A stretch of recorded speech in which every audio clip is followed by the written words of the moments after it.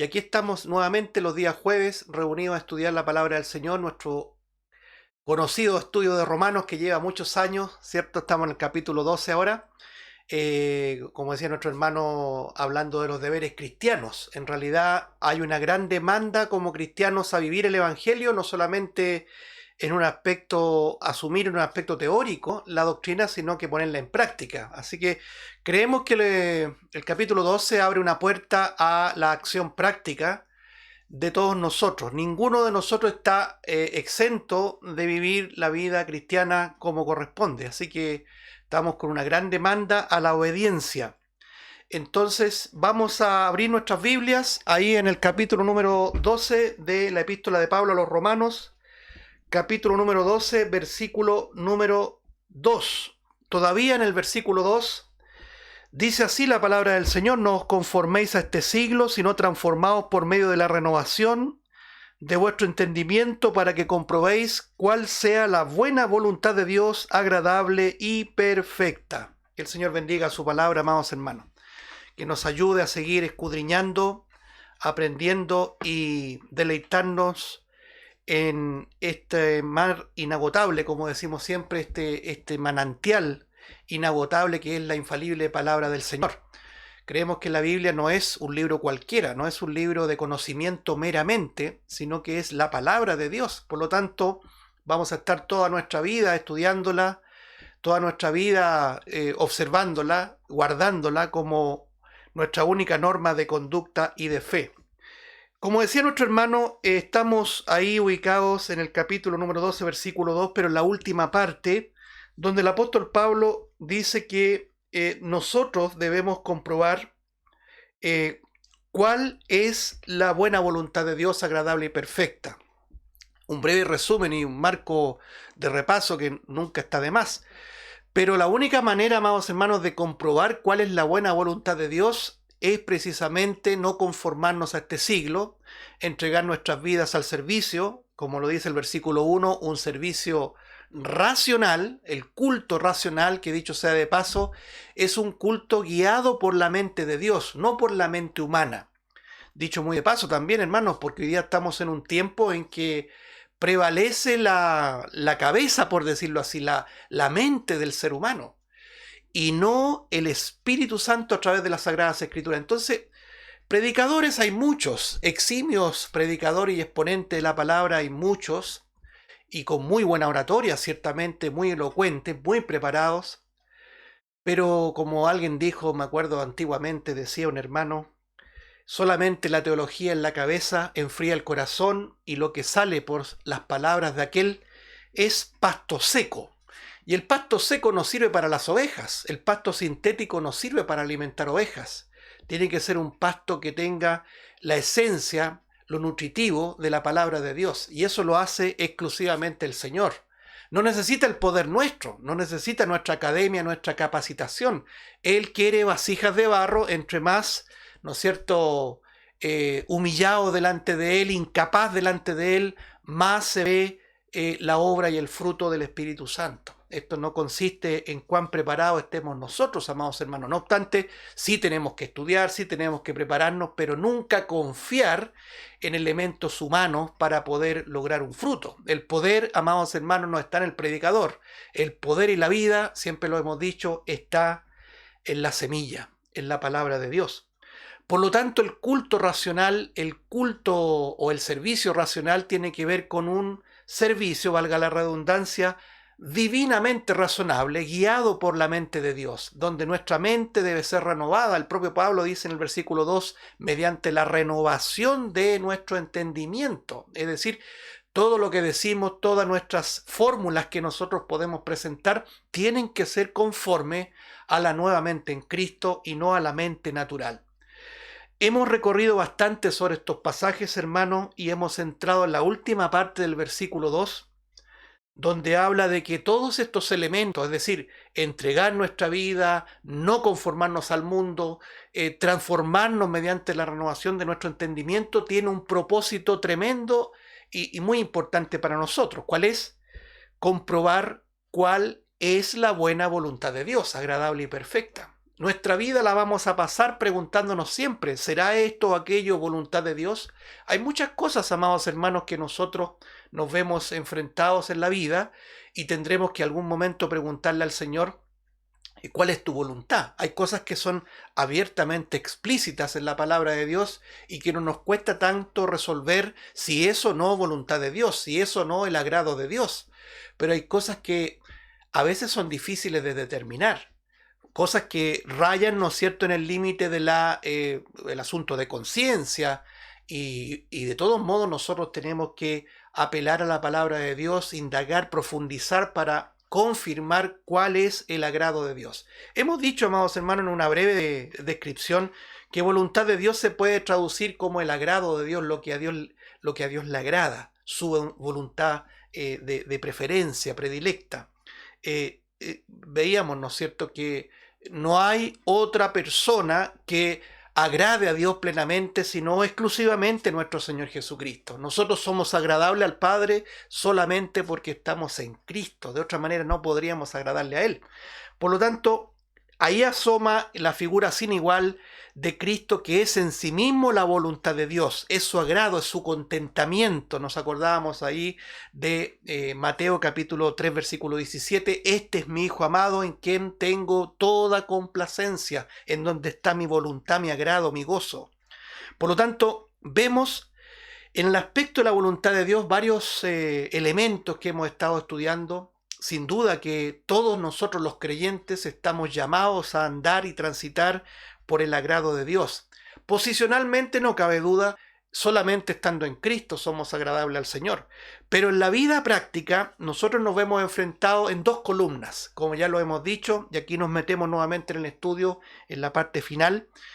Estas dos columnas las hemos llamado, no nosotros, y estos son estudios de hermanos fieles, sinceros al texto, ¿no es cierto?, fieles a lo que la palabra de Dios enseña, lo han llamado voluntad directa de Dios, que es la voluntad por el cual, ¿no es cierto?, o por la cual, mejor dicho, el creyente transita en el agrado, en obediencia al Señor.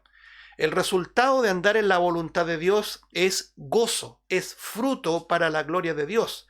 De modo que la obediencia del creyente también a su vez produce gozo en Dios. No hay un padre más gozoso cuando ve que sus hijos son obedientes, ¿o no es así?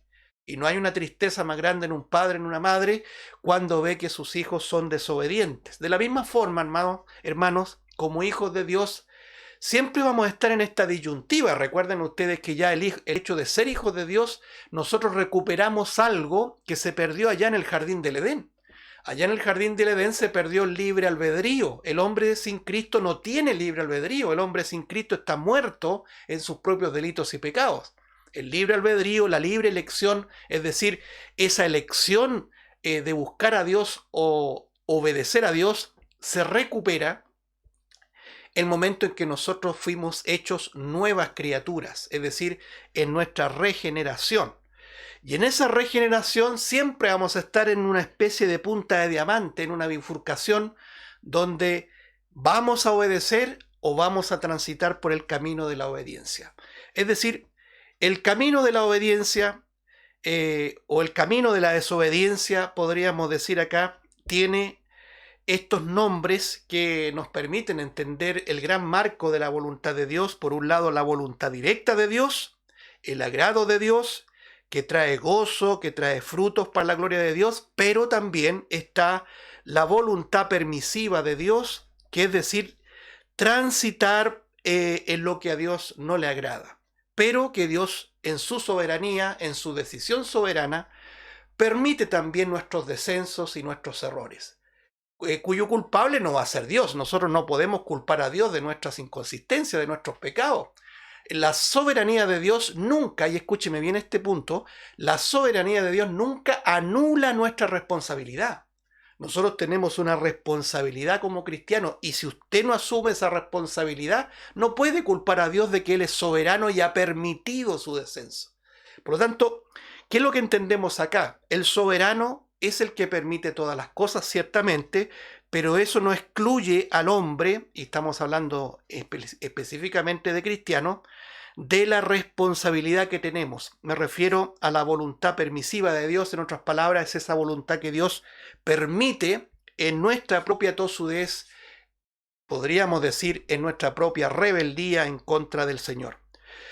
Ya leíamos la semana pasada 2 ejemplos, lo citaba nuestro hermano, tan decidores estos ejemplos que yo les comentaba. Primero el caso de Abraham. Abraham tenía una instrucción muy clara y precisa, Génesis 12, 1 al 3, lo estuvimos estudiando, donde el Señor le dice una instrucción muy clara: vete de tu tierra y de tu parentela y anda a la tierra que te mostraré. Una clara, ¿no es cierto?, un claro llamado, mejor dicho, hacia la caminata, ese peregrinaje que se iniciaba rumbo a la tierra prometida. Ahora, lo sintomático que hablábamos ahí y que veíamos es que le dice el Señor: vete de tu tierra y de tu parentela. No obstante, Abraham dice que llevó a su sobrino Lot. Entonces, ahí nosotros vemos esta línea delgada entre la voluntad directa de Dios, agradable y perfecta, en el marco del agrado de Dios, pero vemos también a un Abraham que decide por voluntad propia no cortar la parentela, sino que llevar parte de su parentela, y se lleva a su sobrino Lot. No sabemos las razones que lo motivó, lo único que sabemos concreto es que se lo llevó. Ahora, en esa voluntad permisiva que aparentemente no parecería nada grave, ¿cierto? Eso es lo interesante cuando nosotros lo vemos en nuestra propia vida. A veces uno toma decisiones que no parecen malas, que no parecen ir en contra de la voluntad de Dios agradable y perfecta, pero como no le consultamos al Señor antes, no pedimos su dirección, no nos sometimos a su palabra, terminamos después comprobando que no era voluntad de Dios, sino que era la voluntad permisiva de Dios. Y en este ejemplo vemos que en el capítulo 13, verso número 1 al 13, ya lo leímos, eso lo estudiamos, en el transcurso del tiempo, los ganados, las cabezas de animal que tenía Abraham y que tenía Lot, comenzaron a crecer y comenzaron a haber problemas entre ellos, desavenencias entre sus pastores. Ya se hacía insostenible la convivencia, tanto así que Abraham toma la iniciativa y toma a Lot y le dice: aquí ya no podemos seguir. Si tú te vas a este lado, yo me voy al otro, y viceversa, pero juntos no podemos seguir. Es decir, la voluntad permisiva siempre conlleva, ¿no es cierto?, consecuencias. Y las consecuencias siempre están asociadas al dolor, a la tristeza, a las lágrimas. Quizá usted ahora mismo está pensando en alguna decisión, algo que hizo en un momento y que pensó que era la voluntad de Dios y no lo era, y también se recuerda las tristes consecuencias, ¿no es cierto? Bueno, eso es lo que estamos aprendiendo aquí. Abraham tenía la instrucción de Dios, voluntad directa de Dios: vete de tu tierra, no solamente la tierra, y de tu parentela, voluntad directa de Dios. Pero dice que llevó a Lot, su sobrino, voluntad permisiva de Dios, que trajo como consecuencia esta gran separación familiar, esta gran desaveniencia. Y no dice el texto, pero tiene que haber habido un tiempo de muchos problemas de convivencia entre la familia, los pastores, el mismo Lot con su tío Abraham, a tal punto que llega la separación, y el texto lo sugiere: si tú te vas para allá, yo me voy para el otro lado, o sea, ni siquiera cerca voy a estar contigo. Por lo tanto, ¿qué vemos acá, hermanos? Que este Lot confirma que no era la voluntad directa de Dios, porque Lot no tenía ningún interés de la tierra prometida. Tanto fue así que cuando llegó este momento clave de la separación entre Abraham y su sobrino Lot, Abraham le dio la elección a él, a su sobrino, que escogiera dónde se quería ir. ¿Y dónde puso la mente, dónde puso los ojos Lot? En el lugar, ¿no es cierto?, de mucha vegetación, promisorio, donde seguramente se imaginó: aquí yo las voy a encontrar, porque en realidad hay un río, hay un valle donde puedo hacer plantaciones, etcétera, etcétera. No como el desierto, que es todo árido, sin ningún tipo de posibilidades de progresar. Y escoge la mejor parte, entre comillas, escoge la comodidad, escoge el camino ancho y espacioso, podríamos decir, así como el Señor Jesucristo pone ese ejemplo, ¿no es cierto? El creyente transita por un camino estrecho, que no es agradable a lo humano, ¿no es cierto? Pero ahí vemos gran enseñanza del inconverso, del que no es de Cristo, que entra por una puerta espaciosa, ancha, y también transita por un camino ancho. De la misma forma, Lot puso la mira en esta llanura del Jordán, y dice el texto que fue acercando sus tiendas hacia Sodoma. Algo muy tremendo, hermanos, porque después en el capítulo 19 vemos que el propio Lot termina viviendo dentro de la sociedad sodomita, con todas las consecuencias habidas y por haber. Ahora, nos acordábamos de este Lot y ahí terminamos la semana pasada, porque cuando llegan los ángeles a rescatarlo, nosotros aprendemos muchas lecciones del capítulo 19, no es nuestro tema, pero quiero mencionarlo. El Señor en su misericordia envía a estos ángeles a rescatar a Lot, principalmente este Lot. Ahora, de no ser por lo que dice el apóstol Pedro, ese texto que siempre citamos, el justo Lot, dice, el justo Lot afligía su alma cada día, viendo y escuchando los hechos nefandos de los impíos. De modo que, de no ser por ese texto, nosotros no pensaríamos nunca jamás que Lot era un verdadero escogido de Dios, un justo. Pero nosotros bien sabemos, amados hermanos, que la justicia no depende de tus méritos ni de los míos. Todos los hombres escogidos en las Escrituras, ninguno tuvo mérito. Lot tampoco los tuvo.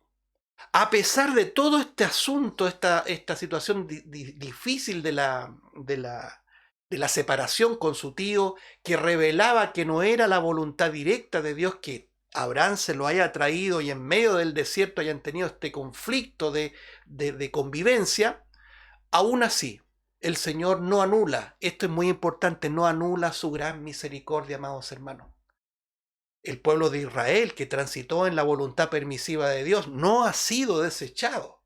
¿Y qué mérito puedes mostrar tú en contraste a Israel? Yo siempre digo, Israel era tosudo igual que nosotros, era rebelde igual que nosotros. Muchas veces hacía su propia voluntad de dura cerviz idéntico a nosotros. ¿Qué diferencia hay con nosotros? El propio apóstol Pablo dice, ¿somos nosotros mejores que ellos? En ninguna manera, responde el propio Pablo. De manera que vemos primero la gran misericordia de Dios enviando estos ministros, como lo dice la Escritura respecto a los ángeles, los envía a Sodoma, y ahí encuentran a Lot, y lo primero que usted va a descubrir en el capítulo 19 de Génesis, cuando Lot insiste para que estos varones vayan a su casa y que se fueran a su casa, porque él sabía que estar ahí afuera, ¿no es cierto?, en medio de la sociedad sodomita, corría un gran riesgo. Y una vez que se lo llevó a su casa, ahí llega la sociedad sodomita, dice, desde el más grande al más chico, todos degenerados, todos ya profundamente corruptos por el pecado, que abusar sexualmente de los varones de los ángeles. Y ahí es cuando ocurre, ¿no es cierto?, el milagro que los ángeles hacen perder la vista a los degenerados que llegaron ahí y no pudieron avanzar con sus oscuras intenciones. ¿Qué es lo que aprendemos, hermano? El Señor extiende su misericordia en la vida de Lot para rescatarlo, a pesar de que él mismo escogió ir a vivir a esa ciudad que, si bien podríamos decir promisoria para vivir en términos económicos, de mucha cultura, de mucho comercio, comían, plantaban, bebían, ¿no es cierto?, edificaban, transacciones económicas, bueno, muy cómoda quizás, pero espiritualmente y moralmente decrépitos, hermano, una sociedad espiritualmente totalmente decrépita. Ahora, acto seguido, el propio Lot, cuando ya tenía que salir porque la destrucción de Sodoma era inminente, el propio Lot se quedó contemplando la ciudad. No solamente su mujer, que se dio vuelta y fue convertida instantáneamente en estatua de sal, sino que él también quiso mirar y quedarse contemplando la ciudad. Pero aparece este texto maravilloso ahí de Génesis que dice que el ángel le tomó, ¿no es cierto? Le asieron, los ángeles le asieron, es decir, lo tomaron por la fuerza y lo forzaron a salir, hermano. Que habla, ¿no es cierto?, sin duda de nuestra propia realidad en nuestra salvación. Si nosotros, el propio Señor pone ese ejemplo ahí de las bodas, ¿no es cierto?, de la cena, cuando dice que nadie quería ir a la cena, nadie quería ir al banquete, todos tenían excusa, y el padre de familia dijo, anda y fuérzalos a entrar para que llene mi casa. Y la casa fue llena conforme a la voluntad de Dios. Es decir, nosotros, hermanos, también fuimos arrastrados, y el texto es muy claro. Fuimos forzados, fuimos asidos por Dios, contrañidos por Dios, aprisionados por Dios para salvación. Hay un texto que quiero señalar para sellar ese comentario. No resiste ningún debate, solamente humildad y creerlo. Juan 6:44, nadie puede venir a mí si el Padre que me envió no le arrastrare, no le trajere. Nadie puede ir a Cristo si el Padre no lo arrastra. Así fue salvado Lot, este justo, vamos a decir justo en términos humanos. ¿Cómo que es justo? Era justo porque la justicia no es según nuestros méritos, es según la pura misericordia y gracia de Dios. Entonces Lot es rescatado de la condenación de este lugar terrible que en profecía tendría las características, esta sociedad sodomita, del último tiempo, que en una exactitud que ya estamos viendo. Imagínense, en este principio de dolores vemos ya las aristas de una sociedad corrupta como la sodomita en este mundo actual en que estamos nosotros viviendo. Las profecías se cumplen de manera literal. El Señor lo dijo, como los días de Lot será los días de la venida del Hijo del Hombre. Y si eso se proyecta a su segunda venida, cuánto más inminente, y eso quiero enfatizarlo, cuánto más inminente es el arrebatamiento de la iglesia. El segundo ejemplo, hermano, relacionado con este mismo Abraham y que gatilla muchos otros casos, hermano, porque está lleno. ¿Cómo nosotros podemos aferrarnos de la palabra de Dios y no cometer los mismos errores? Bueno, ya lo decía Pablo, ¿cierto? Entregando nuestras vidas, no conformándonos al mundo, sirviéndole con la mente de Cristo, no con la mente natural, renovar nuestro entendimiento, etcétera, etcétera, para comprobar qué es lo que le agrada al Señor. Vemos a Abraham nuevamente, pero en el transcurso de este peregrinaje, en el capítulo 12 de Génesis, versículo 10, mire, veamos estos elementos del versículo 10 al 12, dice así. Génesis 12:10 dice, hubo entonces hambre en la tierra y descendió Abraham a Egipto para morar allá, porque era grande el hambre en la tierra. Y aconteció que cuando estaba para entrar en Egipto, dijo a Sarai, su mujer, he aquí, ahora conozco que eres mujer de hermoso aspecto, y cuando te vean los egipcios dirán, su mujer es, y me matarán a mí, y a ti te reservarán la vida. Bueno, podríamos extendernos mucho en estos tres versículos muy contundentes, hermanos, porque primero, en el versículo 10, viene la circunstancia negativa. Hubo hambre en la tierra. Nosotros estamos transitando un peregrinaje, no de Ur de los Caldeos hacia la tierra donde fluye leche y miel, sino que es un peregrinaje rumbo a nuestra patria celestial, pero aún así es un peregrinaje. Estamos peregrinando. La iglesia es un pueblo peregrino, es un pueblo advenedizo. Pedro dice como extranjeros, ¿no es cierto? Peregrinos y extranjeros. Eso es muy bueno, apropiarse de eso y de alguna manera reivindicar esos principios, ese carácter de una iglesia peregrina. Ahora, en ese peregrinaje, y lo hemos dicho, nunca hay ausencia de problemas.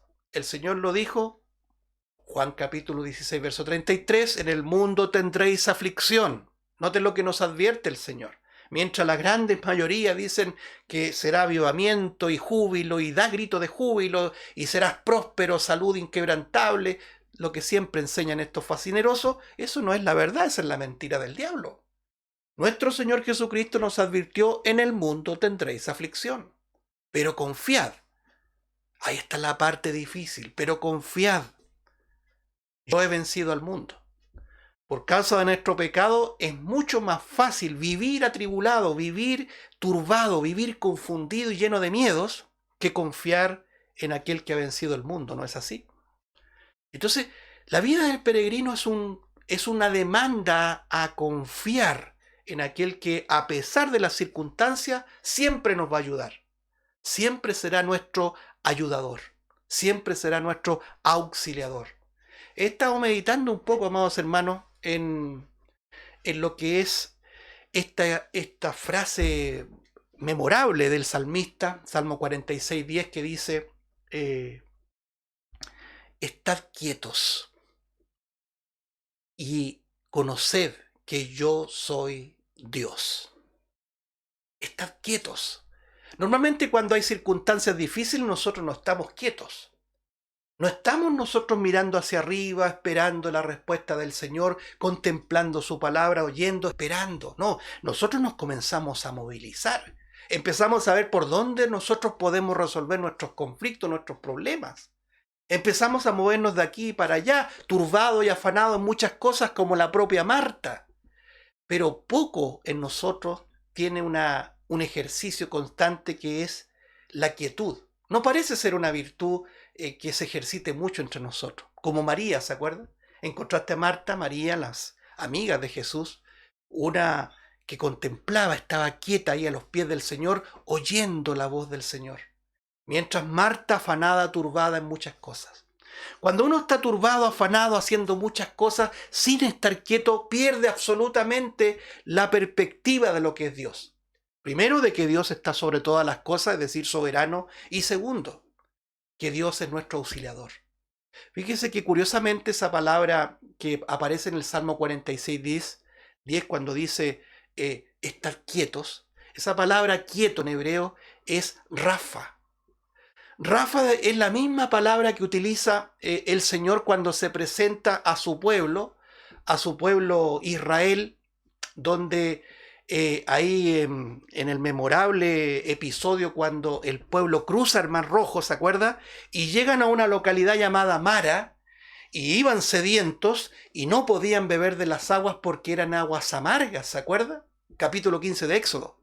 Y claro, el pueblo de Israel, querelloso, rezongón, le empieza a reclamar a Moisés, bueno, ¿a dónde vamos a beber si estas aguas son amargas? Y el Señor le da una instrucción a Moisés, de tal manera que, estoy resumiendo, que estas aguas se pudieran hacer bebestibles, ¿no es cierto? Que pudieran beberlas.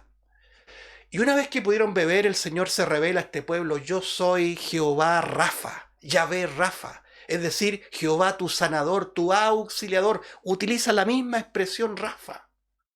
Es decir, hermano, en el peregrinaje, en las circunstancias difíciles, siempre va a estar nuestro Señor asistiéndonos. Por eso que hay momentos que Él dice, estás quieto, ten calma, reconoce que tú eres débil, que eres frágil, déjame a mí este momento difícil. Bien, ¿por qué este marco, hermanos, de comentario? Porque quizás nosotros no lo tenemos teóricamente claro, pero en la práctica, amados hermanos, podemos cometer el mismo error de Abraham. ¿Qué hizo Abraham frente al hambre en la tierra? Vino escasez, vino hambre. ¿Qué dice el texto? Génesis 12:10. Descendió Abraham a Egipto. Note usted la expresión descendió. Esto no solamente nos habla en un aspecto geográfico, de descenso, ¿cierto? Hay tierras que están más altas que otras, se desciende. Sino que también nos ayuda a comprender cómo un hombre que pierde la fe va en un constante descenso. Yo me acuerdo, esa misma expresión aparece ahí en Lucas 10, cuando se habla del buen samaritano. Dice que un hombre iba descendiendo de Jerusalén a Jericó. El hombre va descendiendo en un mal en peor, como se dice, de mal en peor. Y ahí termina medio muerto en el camino, ¿se acuerda? Cuando iba a Jericó. Y nos acordábamos, no me acuerdo en qué estudio, sobre la tremenda enseñanza del buen samaritano. De manera que vemos en un sentido simbólico cómo el hombre siempre desciende cuando pierde la perspectiva de Dios. Y siempre se desciende porque se transita en la voluntad permisiva de Dios. ¿Qué pasó? Hubo hambre en la tierra. ¿Qué tendría que haber hecho Abraham? ¿Qué tendríamos que hacer nosotros? ¿Movernos, movilizarnos de aquí para allá? No, estar quietos. Ver que el Señor es nuestro ayudador, nuestro auxiliador, nuestro sanador, nuestro Jehová Rafa. Bien, ¿qué hace Abraham? Desciende. Y desciende a Egipto, ¿no? Ni más ni menos que Egipto. Que podríamos decir es el país que tipifica, por decir así, la maldad de las maldades, hermano. Es como irse de frentón, ¿no es cierto?, al mundo. Por eso que se usaba mucho en jerga evangélica los supuestos hermanos descarriados, ¿se acuerda? La Biblia no avala eso. Un creyente es creyente, no es creyente, pero nunca se descarrila. Eso no existe en la Biblia. Puede tener momentos de descenso, pero no hay un descarrilamiento como que se salió del marco de la salvación. Pero en el lenguaje evangélico se hablaba mucho de eso. Entonces decían, este hermano anda en Egipto. No sé si usted se acuerda. Bien, Egipto es un símbolo del mundo, ¿no es cierto? Lo podríamos decir. Este personaje anda en Egipto, donde están las buenas comidas, los placeres, los deleites, etcétera, etcétera. Y desciende este Abraham, hermanos. Yo esto nunca lo aprendí de estas teleseries que daban en la televisión, como las que dan ahora Jesús y Moisés y tanto, donde ponen un arquetipo de creyente que no es bíblico. Todos los hombres y mujeres que menciona la Escritura, todos de una u otra manera fallaron. Todos eran pecadores. Todos mostraban su fragilidad, su debilidad, a fin de que Dios perfeccionara en ellos su poder. Ese es el principio. Ahora, este Abraham, aquí lo dice, desciende a Egipto para morar allá.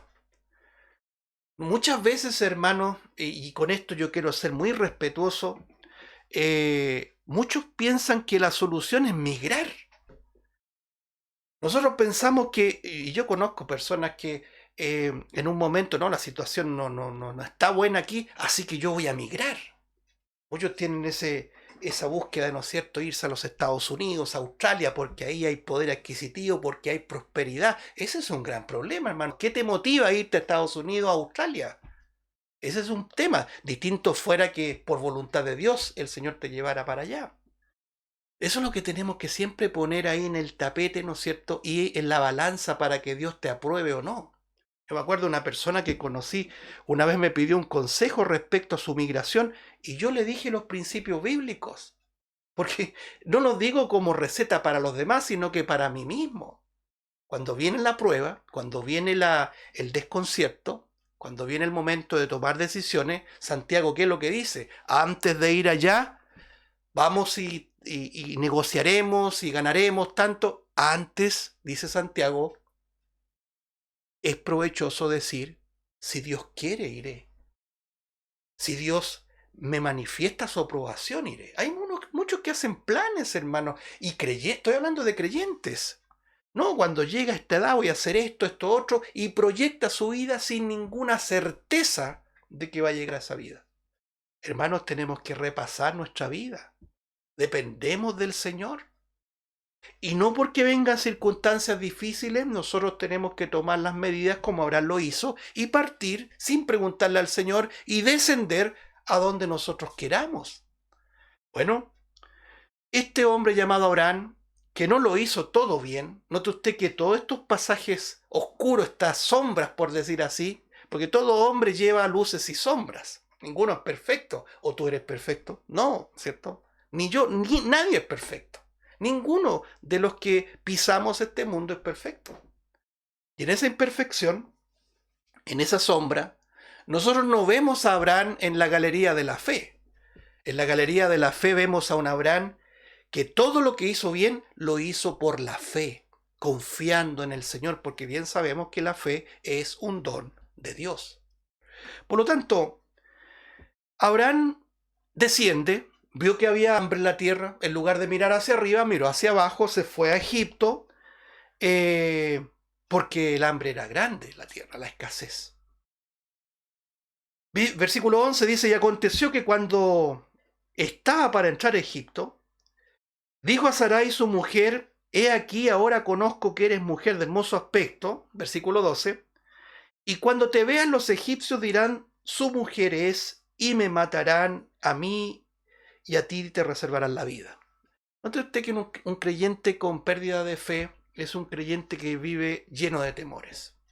Y que hace su propia película. Aquí Abraham se está pasando una película bien clara, conforme a la misma cultura egipcia, y dice, bueno, mi esposa Sarai es muy bella, la van a ver, me van a matar a mí y se van a quedar con ella. En ese tiempo, cuando llegaban a una ciudad y al monarca se le ocurría traer una mujer y sumarla a su harén de mujeres, lo hacía y basta, y punto, como decimos nosotros. Entonces este Abraham no solamente desciende, no solamente quiere ir a Egipto a vivir allá, sino que se pasa un tremendo rollo, dice aquí me van a matar a mí, se van a quedar contigo. ¿Y qué hace para resolver eso?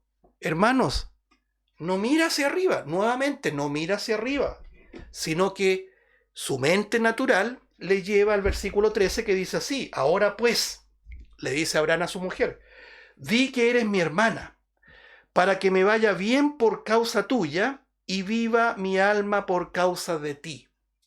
Note usted, hermano, hermana, que no hay ningún diálogo, ninguna confesión, mejor dicho, ¿cierto?, con el Señor. Mira, Señor, esto me está pasando, estoy lleno de temores, estoy descendiendo a Egipto, tengo miedo de que me quiten a mi esposa y me maten a mí. No, no, él arma su película, se pasa todo esto, como decimos nosotros, estos rollos, los da por hecho, y lleva también, arrastra a su mujer a mentir. Dile que eres mi hermana. Versículo 14 dice, y aconteció que cuando entró Abraham en Egipto, los egipcios vieron que la mujer era hermosa en gran manera, también la vieron los príncipes de Faraón y la alabaron delante de él, y fue llevada la mujer a casa de Faraón. Note cómo iba avanzando esta situación. Versículo 16. E hizo bien a Abraham por causa de ella, y él tuvo ovejas, vacas, asnos, siervos, criadas, asnas y camellos. Es decir, una transacción, hermanos, como ella se presentó, que no era la esposa, sino que la hermana, hubo una transacción y donativos, Abraham y, como decimos en Chile, discúlpenme el lenguaje coloquial, salió bien mojado, con hartos bienes en esa transacción. Pero era total y absolutamente en contra de la voluntad de Dios. Era la voluntad natural del hombre la que estaba prevaleciendo. Era la voluntad permisiva. Dios permitió este tremendo descenso de Abraham, irse a Egipto, mentir de esta manera, tanto así que dice el versículo 17, mas Jehová hirió al faraón y a su casa con grandes plagas por causa de Sarai, mujer de Abraham. El Señor intervino antes de que Sarai pasara a ser parte del harem del faraón y lo hirió duramente. Y dice el versículo 18, entonces Faraón llamó a Abraham y le dijo, ¿qué es esto que has hecho conmigo? ¿Por qué no me has declarado no me declaraste que era tu mujer? Verso 19, porque dijiste, es mi hermana, poniéndome en ocasión de tomarla para mí por mujer. Ahora pues, he aquí tu mujer, tómala y vete. Entonces Faraón dio orden a su gente acerca de Abraham y le acompañaron y a su mujer con todo lo que tenía. No hay algo más patético, amados hermanos, más desastroso y triste que un inconverso que enrostre a un cristiano y le muestre el propio error que el creyente ha cometido. Por eso la voluntad permisiva, hermanos, nunca va a traer gozo. Nunca va a traer gloria a Dios, frutos de gozo para nuestro Padre Celestial. Siempre va a traer tristeza y también vergüenza. Entonces, el propio Señor intervino ante Faraón para que él se enterara de que Sarai no era la hermana de Abraham, sino que era la esposa de Abraham, antes que pasase ella a ser parte de su harén. Y se dio cuenta y hubo una consecuencia fuerte. Y el propio el propio Faraón, fue el que expulsó a Abraham, a su esposa y a todos para afuera, váyanse de aquí, en lugar de bendición me han traído calamidad. Vemos estos ejemplos de una manera increíble en la Biblia, hermanos, lo que es la voluntad permisiva de Dios. El tiempo ya no está alcanzando, pero quiero conectarlo como comentario adicional con la propia experiencia de este famoso profeta Jonás. La voluntad directa de Dios, ¿cuál era? Que Jonás fuera a predicar a Asiria, a Nínive. Claro, uno dice racionalmente, dice, ¿cómo yo le voy a ir a predicar a mi enemigo? Los asirios siempre han sido acérrimos enemigos de Israel. Entonces, lleno de temor, lleno de pánico, ¿qué hace el creyente? En lugar de mirar hacia arriba y decirle, Señor, estoy lleno de temores, ¿cómo voy a ir a Nínive a predicar? Entonces, ¿qué hace el profeta Jonás? La insensatez que muchas veces cometes tú y cometo yo. Parto para otro lado. Me voy en una dirección totalmente opuesta. Partió a Tarsis, que podríamos decir está ubicada en la península ibérica. ¿Y qué pasó en ese trayecto? Voluntad permisiva de Dios. Fue todo feliz, fue todo lleno de gozo, fue todo lleno de frutos para la gloria de Dios. No, en ese trayecto, en esa barca que inclusive el propio Jonás pagó para que lo alejaran, comillas, de Dios, ¿cómo puede alguien ocultarse de Dios, no es cierto? Y viene el Señor levanta una tempestad. Y fue el capitán de la tripulación que detecta a Jonás ahí fondeado, oculto, escondido, como que si pudiéramos escondernos de la presencia de Dios, y lo despierta, oye, dormilón, despiértate que perecemos, clama a tu Dios para que nos salve. Otra vez un inconverso, amados hermanos, otra vez un inconverso avergüenza al creyente, consecuencia de la voluntad permisiva de Dios. Y ahí viene el dolor de Jonás, póngase en el calzado de Jonás. Esta tempestad que los tiene al borde de la muerte es mi culpa. Échenme al agua, tírenme al agua, sáquenme de aquí y la calamidad se va a terminar. La tónica es la misma. ¿Qué hacen los tripulantes? Toman a Jonás, lo tiran al agua y la tempestad se calmó. Acto seguido, ¿qué pasa? ¿Destrucción de Jonás? ¿Desecho de Jonás? No, absolutamente no, amados hermanos. La misericordia de Dios era tan grande, es tan grande para con sus hijos, que a pesar de las consecuencias de la voluntad permisiva de Dios, a pesar del dolor, de la vergüenza de haberle fallado al Señor, Dios extiende su misericordia, su gracia. Tanto así fue con Jonás, que tenía preparado un pez, un gran pez. ¿Para qué? Para rescatar a Jonás, para preservarlo y darle una segunda oportunidad. Maravilla, gracia de Dios, ¿no es cierto? Maravillosa gracia de Dios, sublime gracia como cantamos. Así pasó con este Abraham. Este Abraham le falla al Señor en este trayecto del peregrinaje. Esto fue antes de la separación con su sobrino Lot. Desciende a Egipto, entra con una mentira, trae calamidad a Egipto. ¿Y qué hacen los propios egipcios? Lo mandan para afuera, lo echan. Vete de aquí. Qué vergüenza, ¿no es cierto? Qué dramático. Dolor, tristeza, lágrimas. Por eso que decimos este Abraham es muy sintomático, muy característico, muy ilustrativo para nuestra vida. Cuando usted ve a los hombres aquí arriba en el altar no aprende nada. Si como decía un hermano, ponga a los hombres arriba, ponga la lupa en los hombres y lo único que va a haber imperfección. Cuando nosotros pretendemos subir a los hombres al altar como hoy día ocurre, con tal o cual predicador, solamente vemos imperfección. La lupa, amados hermanos, la lupa, lo que maximiza, ¿cierto? Eso es una lupa. Lo que maximiza debe estar puesta en Cristo. Solamente vamos a ver perfección y gloria. Para terminar, amados hermanos, quiero comentar lo siguiente. No sé qué haríamos, amados hermanos, si el Señor no nos diera segundas oportunidades. Porque fue el propio Abraham que cometió el mismo, idéntico, el mismo error, ahora con un tal Abimelech. Si usted va ahí a Génesis 20, por favor, aquí en el capítulo 20 de Génesis, versículo 1 en adelante, mire lo que dice, vamos a leer un poquito.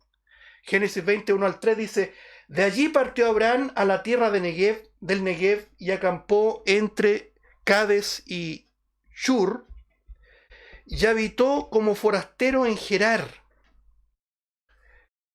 Miren lo que dice el versículo 2, Génesis 22. Y dijo Abraham de Sara, su mujer, es mi hermana. Y Abimelech, rey de Gerar, envió y tomó a Sara. Pero Dios vino a Abimelech en sueños de noche y le dijo, he aquí, muerto eres a causa de la mujer que has tomado, la cual es casada con marido. Verso 4, más Abimelech no se había allegado, no se había llegado a ella y dijo, Señor, ¿matarás también al inocente? Verso 5, no me dijo él, mi hermana es, y ella también dijo, es mi hermano. Con sencillez de mi corazón y con limpieza de mis manos he hecho esto. Y le dijo Dios en sueños, yo también sé que con integridad de tu corazón has hecho esto, y yo también te detuve de pecar contra mí, y así no te permití que la tocases. Los elementos son los mismos. Abraham, como extranjero, está ahí de un lugar a otro y llega a esta zona filistea, hermanos. Imagínense ustedes. Llega nuevamente a un lugar que está rodeado de enemigos de Dios. Y este Abimelech, también en esa cultura, en esos tiempos, acostumbraban a tomar estos dotes, estas mujeres que se las subaban a su harén, y llega con la misma mentira. La lección con el faraón, capítulo 12 de Génesis, no le sirvió para nada. La vergüenza que pasó, imagínense, como decimos, el papelón que vivió, no le sirvió para nada, cometió el mismo error. Y la tónica y el resultado fue la misma. Abimelech lo avergonzó públicamente, hermano. De modo, hermanos, que vamos viendo que la Escritura es bien abundante en esto. La voluntad de Dios. La próxima semana, si el Señor no ha regresado, veremos el último ejemplo para ya avanzar al capítulo número 12, versículo 3 de Romanos, que espero también que sea de mucho provecho para ustedes y también que sea un deleite el leer y el meditar en su palabra, en la palabra del Señor. Oramos. Padre Celestial, te damos gracias por tu palabra, por la claridad que significa leer el texto tal cual está, con quietud, con serenidad, con meditación, no para acumular conocimiento, sino para poner tu palabra como un verdadero punto de referencia, una norma de conducta y de fe. Ayúdanos, Señor, porque tu palabra también nos evidencia el pecado, nos evidencia nuestros errores, nos evidencia nuestras faltas. Queremos, Señor, que nos ayudes para transitar en tu voluntad directa, perfecta, agradable.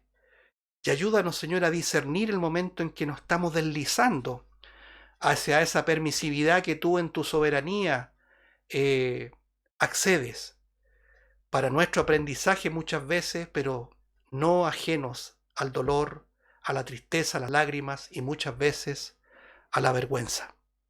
Ayúdanos, Señor.